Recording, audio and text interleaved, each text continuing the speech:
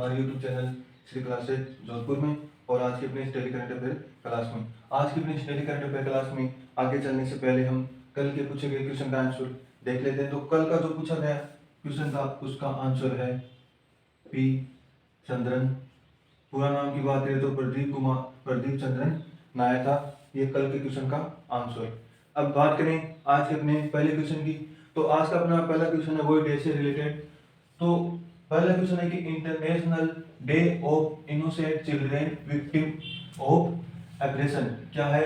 International day of innocent children victim of aggression अर्थात आक्रमण का शिकार हुए मासूम बच्चों का अंतर्राष्ट्रीय दिवस। आक्रमण का शिकार हुए मासूम बच्चों का अंतर्राष्ट्रीय दिवस यह हाल ही में कब मनाया गया है? तो यह दिवस हाल ही में मनाया गया है 4 जून को। 4 जून को यह दिवस मनाया गया है। 4 जून को यह दिवस क्यों मनाया जाता है?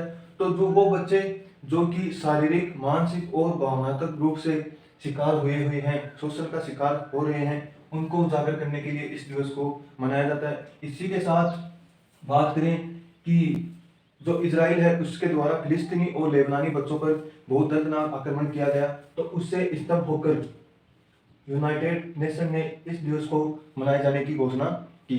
तो यह दिवस पहली बार कब मनाया गया? तो यह दिवस जो कि मनाया गया 4 जून 2011 को यह दिवस पहली बार मनाया गया था, international day innocent children victim of aggression. तो यह दिवस 4 जून को मनाया जाता है, पहली बार 4 जून 2011 को मनाया गया। इसके अलावा बात करें जून के अन्य दिवस की, तो 1 जून को वर्ल्ड मिल्क डे मनाया गया है और 2 जून को मनाया गया है तेलंगाना स्थापना दिवस। इसी के साथ बात करें कि 3 जून को कौन सा दिवस? तो 3 जून को दिवस मनाया गया है वर्ल्ड बाइसिकल डे और अब ये 4 जून को मनाया गया है मासूम बच्चों के खिलाफ आक्रमण का दिवस। तो ये था आज का अपना पहला क्वेश्चन, उससे रिलेटेड सारे फैक्ट। अब बात करें आज का दूसरा क्वेश्चन।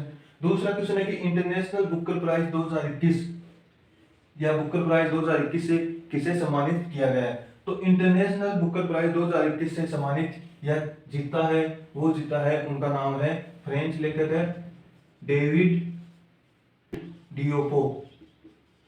डेविड डियोपो जो कि एक फ्रेंच लेखक है, डेविड डियोपो, जिनको 2021 का इंटरनेशनल बुकर प्राइज मिला है। इनका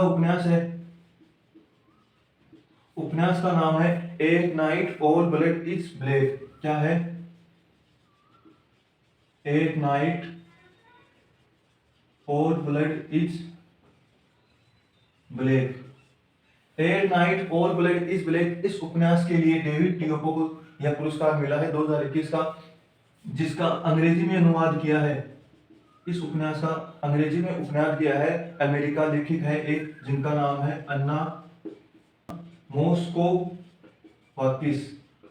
मोस्कोवाकिस के द्वारा इस उपन्यास का अंग्रेजी में अनुवाद किया गया है at night at blood is black.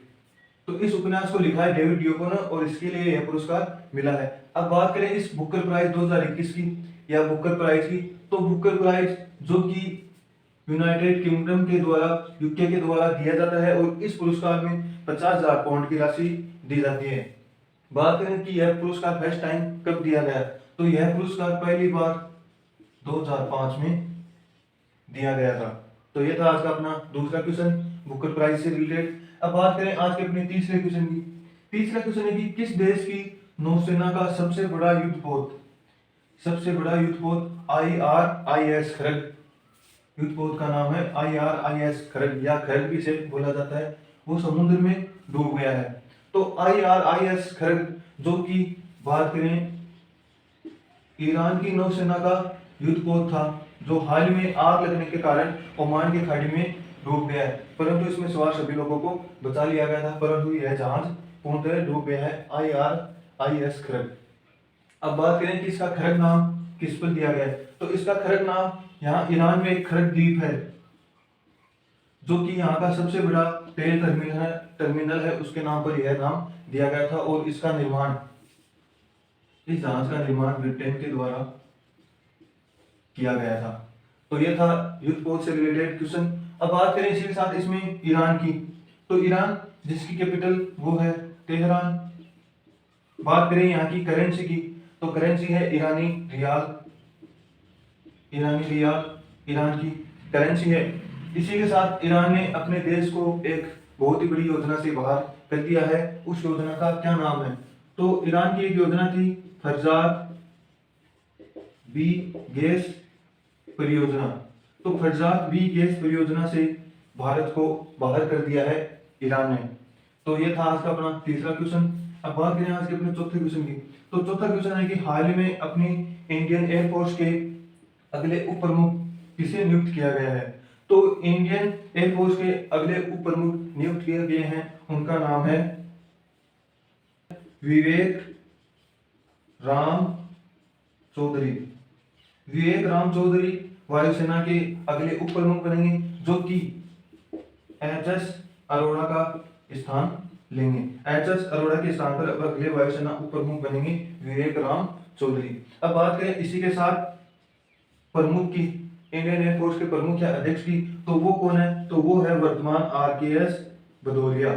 कौन है? आर.के.एस. भदौरिया, राकेश कुमार सिंह भदौरिया वर्तमान में इंडियन एयरफोर्स के उप प्रमुख हैं, नहीं सॉरी प्रमुख है, और उप प्रमुख नेक्स्ट बनेंगे विवेक राम चौधरी एच.एस. अरोड़ा की जगह। इसी के साथ बात करें इंडियन एयरफोर्स की स्थापना की, तो इसकी स्थापना हुई थी 8 अक्टूबर 1932 को। 8 अक्टूबर 1932 को इंडियन एयरफोर्स की स्थापना हुई थी। इसी के साथ आप 8 अक्टूबर को इंडियन एयरफोर्स स्थापना दिवस भी मनाया जाता है। और इसके हेडक्वार्टर की बात करें तो वो है नई दिल्ली में, और यह रक्षा मंत्रालय के अंतर्गत आता है। एक अन्य फैक्ट और है इंडियन एयरफोर्स से रिलेटेड, वो है कि इंडियन एयरफोर्स का आदर्श वाक्य क्या है? तो इंडियन एयरफोर्स का आदर्श वाक्य है, वो है नभः स्पुषम दीप्तम, जो कि संस्कृत में है। आदर्श वाक्य है इंडियन एयरफोर्स का नभः स्पुषम दीप्तम, जिसका हिंदी में अर्थ होता है महिमा के साथ आकाश को स्पर्श करना। महिमा के साथ आकाश को स्पर्श करना, नभः स्पुषम दीप्तम आदर्श वाक्य है इंडियन एयरफोर्स का। इंडियन एयरफोर्स भारतीय इंडियन एयरफोर्स, जो कि विश्व की चौथी सबसे बड़ी एयरफोर्स है। तो ये था आज का अपना चौथा क्वेश्चन, उससे रिलेटेड सारे फैक्ट। अब बात करें आज के अपने पांचवें क्वेश्चन की।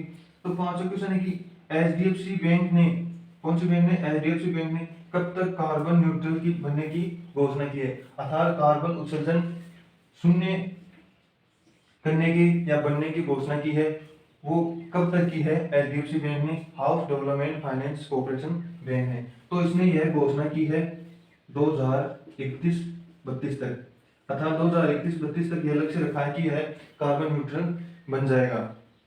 अब बात करें एचडीएफसी बैंक की।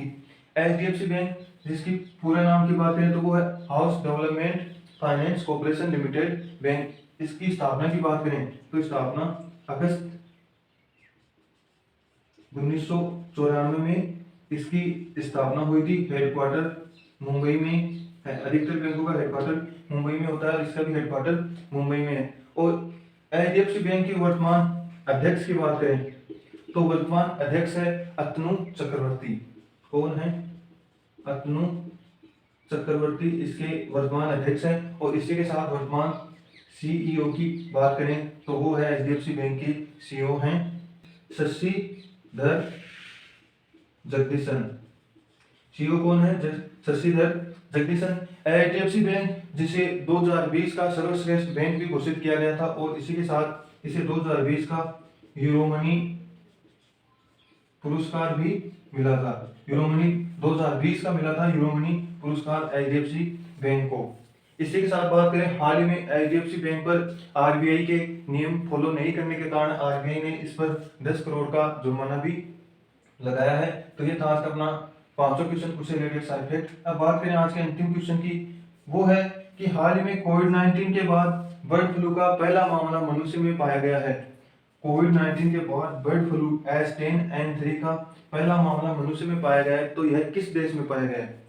तो अब कोविड-19 तो खत्म हुई नहीं है, इसी के बाद एक नया बीमारी और आ गई है, तो वो है, यह पाया गया है चीन में।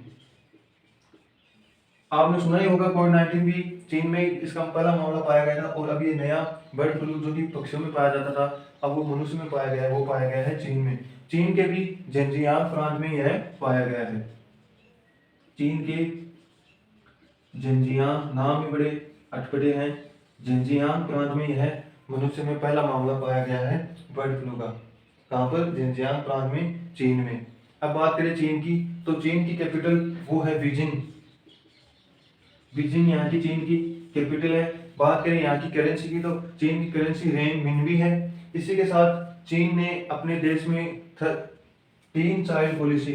चाइल्ड पॉलिसी भी लॉन्च कर दी है। 2009 तक यहाँ पर वन चाइल्ड पॉलिसी थी। 2009 के बाद अब तक जून तक इसमें टू चाइल्ड पॉलिसी थी। अब जून के बाद इसने यहाँ पे थ्री चाइल्ड पॉलिसी की घोषणा कर दी है जो चीन ने। इसी के साथ चीन का एक जो रोवर है जो मंगल मिशन पर सफलतापूर्वक उतर गया है, उस रोवर का नाम है जुरोंग रोवर। जुरोंग रोवर जो कि मंगल ग्रह पर सफलतापूर्वक उतर गया है। जुरोंग जो कि यहाँ के अग्नि देवता का नाम है। तो यह थी आज की अपनी डेली करंट अफेयर की क्लास, उससे रिलेटेड सारे फैक्ट।